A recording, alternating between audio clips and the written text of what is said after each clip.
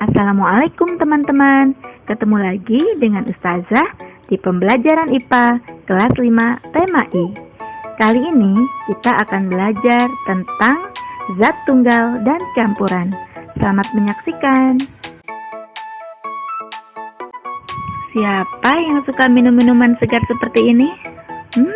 Ada susu coklat, air kopi, air mineral, es teh manis, dan ini dia yang paling kalian suka, minuman boba. Yummy. Nah, ternyata teman-teman, minuman-minuman ini ada yang termasuk zat tunggal, ada juga yang termasuk campuran. Nah, kita cari tahu yuk. Tahukah teman-teman bahwa semua benda yang ada di sekitar kita ini termasuk materi? Apa sih materi itu? Materi adalah segala sesuatu yang menempati ruang dan memiliki massa. Contohnya, emas memiliki massa 24 karat, atau gas di dalam tabung memiliki massa 3 kg. Contoh lain, air di dalam botol memiliki massa 2 liter. Itu adalah contoh-contoh materi yang ada di sekitar kita. Berdasarkan wujudnya, materi dibagi menjadi 3, yaitu benda padat, benda cair, dan benda gas. Contoh benda padat adalah batu, kapur, baja, kayu, besi, tanah, dan lain-lain. Contoh benda cair adalah air, sirup, solar, bensin, minyak, oli, alkohol, dan lain-lain. Sedangkan contoh benda gas adalah udara, gas bumi, uap air, dan lain-lain. Berdasarkan komposisi penyusunnya, materi terbagi menjadi 2, yaitu zat tunggal dan campuran. Zat tunggal terbagi menjadi 2 lagi, yaitu unsur dan senyawa. Sedangkan campuran juga sama terbagi menjadi 2, yaitu campuran homogen dan campuran heterogen. Oke deh, kita bahas satu persatu. Zat tunggal. Zat tunggal adalah zat yang terdiri atas materi sejenis. Zat tunggal terbagi 2, yaitu unsur dan senyawa. Unsur adalah zat tunggal yang tidak dapat diuraikan menjadi zat lain yang lebih sederhana. Unsur terbagi 2 juga, yaitu unsur logam dan non-logam. Contoh unsur logam adalah emas, besi, perak, dan tembaga. Contoh unsur non-logam adalah oksigen, nitrogen, hidrogen, dan karbon. Sedangkan senyawa adalah zat tunggal yang terbentuk dari beberapa unsur. Contohnya air, gula, dan garam. Air tersusun dari hidrogen dan oksigen. Gula tersusun atas atom-atom hidrokarbon. Sedangkan garam tersusun dari unsur-unsur natrium dan klorida. Kita lanjut ya. Campuran.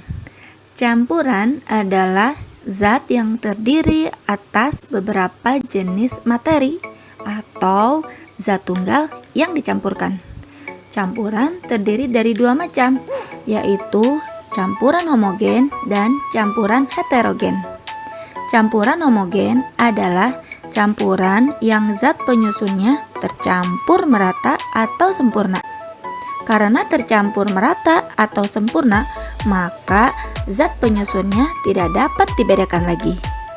Sedangkan campuran heterogen adalah campuran yang zat penyusunnya tercampur tidak merata atau tidak sempurna, sehingga zat penyusunnya masih dapat dibedakan satu sama lainnya. Oke, kita bahas satu persatu ya. Teh manis. Teh manis terdiri dari campuran gula, teh, dan air. Perpaduan antara gula, teh, dan air tercampur secara merata atau sempurna. Materi gula, teh dan air ini tidak memisah, sehingga teh manis termasuk ke dalam campuran homogen. Contoh lain dari campuran homogen adalah air sirup. Air sirup terdiri dari air dan sirup. Air dan sirup tercampur merata, sehingga susah dibedakan yang mana air, yang mana sirup. Begitu juga air garam. Saat air dan garam bercampur, air dan garam tercampur sempurna, sehingga susah dibedakan mana air, mana garam. Contoh lainnya adalah kuningan.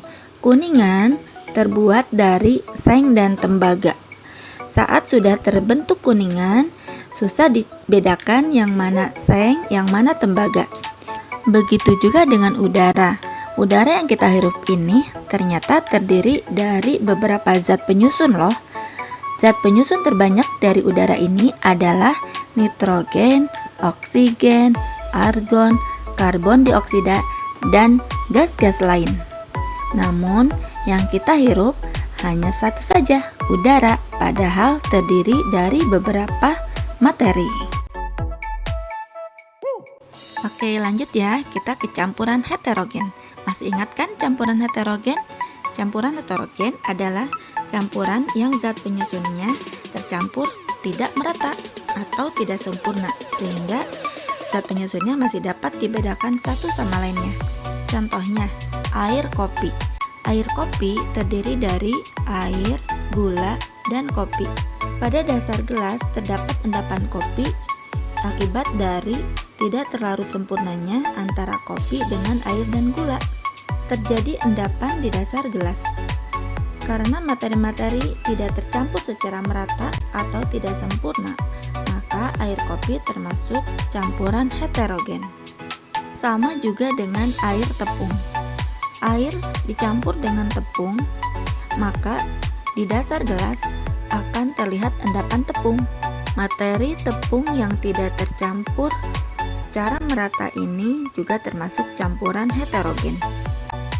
Demikian pula dengan air pasir. Saat air dan pasir dicampurkan, terdapat endapan pasir di bawah gelas. Ini menunjukkan bahwa air dan pasir tidak terlarut sempurna, maka air dan pasir termasuk campuran heterogen. Demikian pula dengan es buah. Es buah terdiri dari beberapa materi. Campuran-campuran materi ini tidak tercampur sempurna. Buah, air, dan gula tidak tercampur merata. Maka es buah ini juga termasuk campuran heterogen. Alhamdulillah, mudah kan belajar zat tunggal dan campuran? Sekarang quiz time. Nah, Ustazah punya beberapa gambar. Silakan teman-teman tentukan mana yang termasuk campuran homogen, campuran heterogen, ataupun zat tunggal. Oke, jus jeruk termasuk campuran homogen. Ya, benar. Lanjut, gado-gado termasuk campuran heterogen. Benar lagi. Kalau air mineral termasuk ya zat tunggal. Benar sekali. Lanjut, sayur sop. Sayur sop termasuk campuran heterogen. Benar. Lalu cairan disinfektan termasuk campuran ya homogen. Benar lagi. Lalu air dan minyak termasuk campuran heterogen. Benar. Alhamdulillah, kalian sudah bisa membedakan campuran homogen, heterogen, dan zat tunggal. Mau lagi kuisnya? Oke deh. Masih Ustazah sediakan beberapa gambar. Silakan kalian amati lalu tentukan mana yang termasuk campuran homogen, campuran heterogen, dan zat tunggal. Oke, kita bahas. Parfum termasuk campuran homogen. Benar sekali. Sabun termasuk campuran homogen juga. Benar. Lalu salad buah termasuk campuran heterogen. Good job. Dan susu sereal juga sama, termasuk campuran heterogen. Kalau air susu termasuk campuran homogen. Good job. Dan garam termasuk zat tunggal. Oke deh, keren banget kalian semua. Alhamdulillah, kalian semakin pandai. Nah, teman-teman, apa yang kita pelajari hari ini sesuai dengan apa yang tercantum dalam Al-Quran, yaitu di surat Al-Qamar ayat 49. A'udzubillahi minasyaitonirrajim. Inna kulla syai'in khalaqnahu biqadar. Sesungguhnya kami menciptakan segala sesuatu menurut ukuran. Masya Allah, Allah menciptakan segala sesuatu berdasarkan ilmunya sesuai catatan penanya dan sudah ditakar ukuran-ukurannya. Kita harus senantiasa banyak bersyukur ya teman-teman. Oke deh teman-teman, demikian pembelajaran tema I tentang zat tunggal dan campuran. Semoga bermanfaat. Terima kasih. Assalamualaikum. Bye.